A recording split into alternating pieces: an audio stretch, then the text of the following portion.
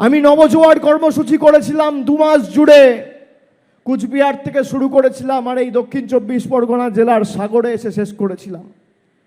আমি দেখেছিলাম মানুষের কষ্ট আর্তনাদ, বিশেষ করে 100 দিনের টাকা যেভাবে গায়ের জোরে কেন্দ্র সরকার বন্ধ করে রেখেছে। সেই 100 দিনের টাকা 2 বছর ধরে মানুষ পায়নি। আমরা একাধিকবার রাজ্য সরকারের তরফ থেকে রাজ্যের পঞ্চায়েত মন্ত্রী প্রদীপ মজুমদার দিল্লিতে গিয়ে বৈঠক করেছে, রাজ্যের আধিকারিক অফিসাররা গিয়ে দিল্লিতে বৈঠক করেছে, মাননীয় মুখ্যমন্ত্রী মমতা বন্দ্যোপাধ্যায় 3 বার দেশের প্রধানমন্ত্রীর সাথে বৈঠক করেছে, আমাদের দলের সাংসদদের প্রতিনিধি দল 3 বার গত 2 বছরে গিয়ে দিল্লিতে মানুষের হয়ে দাবি দাওয়া সামনে রেখে প্রতিবাদ জানিয়েছে। আপনারা দেখেছেন গত অক্টোবর মাসে আমাদের মহিলা সাংসদদের কিভাবে নির্যাতিত নিগ্রহ করে চুলের মুঠি ধরে টেনে হিঁচড়ে কৃষি ভবন থেকে বাইরে বার করে দিয়েছিল। তার কারণ মানুষের 100 দিনের টাকা আমরা চাইতে গেছিলাম। 22 লক্ষ 24 লক্ষ মানুষের টাকা 2 বছর ধরে গায়ের জোরে আটকে রেখেছে কেন্দ্রের সরকার। তার কারণ তারা বাংলায় জিততে পারেনি, বাংলায় হেরে গেছে বলে বাংলার মানুষের টাকা আটকে রেখেছে। প্রধানমন্ত্রী বলেছিল 2018 সালে যে 2022 के अंदर सबका सर के ऊपर पक्का छत का बंदोबस्त मेरा सरकार करेगा। आज के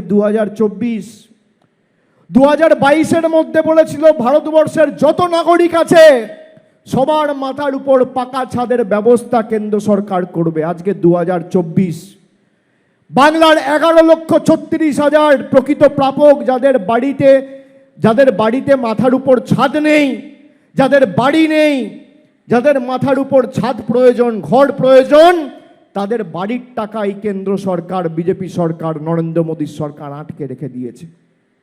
আমি আপনাদের পঞ্চায়েতের সময় বলেছিলাম যে আপনারা নিজের ইস্যুকে সামনে রেখে ভোটাধিকার প্রয়োগ করুন।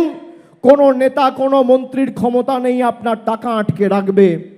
আমি ডায়মন্ড হারবারের মায়েদের জিজ্ঞেস করতে চাই, বোনেদের জিজ্ঞেস করতে চাই, দাদাদের জিজ্ঞেস করতে চাই, সমবয়সীদের জিজ্ঞেস করতে চাই, সতীর্থদের জিজ্ঞেস করতে চাই, আপনারা 2019 সালে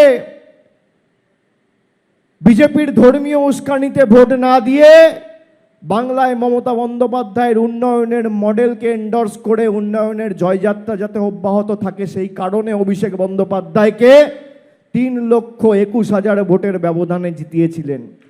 আপনারা উন্নয়নকে সামনে রেখে ভোট দিয়েছেন। আপনি বলুন প্রধানমন্ত্রী পেরেছে ডায়মন্ড হারবারের উন্নয়নকে আটকাতে? হাত তুলে বলুন, হাত তুলে বলুন। পেরেছে? কেন্দ্র সরকার পেরেছে? তার কারণ আপনি জল, কল, রাস্তা, চড়িয়াল ব্রিজ, লক্ষ্মীর ভান্ডার, কন্যাশ্রী, এই সমস্ত উন্নয়নমূলক যুগান্তকারী যে রাজ্য সরকারের প্রকল্পগুলো, এগুলোকে সামনে রেখে ভোট দিয়েছেন। পঞ্চায়েতে আপনারা ভোট দিয়েছেন 100 দিনের কাজকে সামনে রেখে।